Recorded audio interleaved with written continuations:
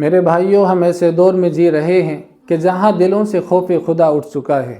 ابھی حال ہی میں اتر پردیش کے ضلع باغپت سے ایک واقعہ سامنے آیا جسے سن کر روح کانپ اٹھتی ہے کہ ایک مفتی صاحب جو دین کے خادم، علم شریعت کے عالم، ایک مسجد کے امام ہیں، جب وہ کسی وجہ سے دیوبند سفر پر گئے ہوئے تھے تو مفتی صاحب کی غیر موجودگی میں مفتی صاحب کی بیوی اور 2 چھوٹی بچیوں کا بے رحمی سے قتل کر دیا گیا۔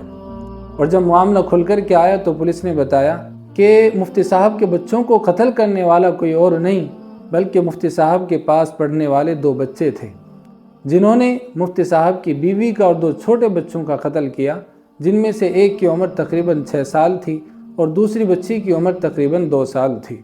اللہ اکبر کبیرہ! کتنے افسوس کا یہ مقام ہے۔ کیا یہ اس نبی کی امت ہے کہ جن کی تعلیم یہ ہے المسلم من سلم المسلمون من لسانہ و یدہ، کہ مسلمان تو وہ ہوتا ہے جس کی نہ زبان سے نہ ہاتھ سے کسی کو تکلیف پہنچے۔ یاد رکھو میرے بھائیوں، یہ صرف ایک واقعہ نہیں ہے بلکہ یہ امت کے زوال کی نشانی ہے۔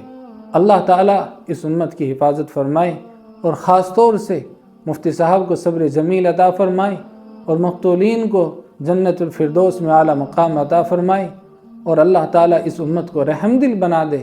نہ جانے کب تک یہ آپس میں ایک دوسرے کا خون بہاتے رہیں گے۔ اللہ تعالیٰ ہم سب کی حفاظت فرمائے۔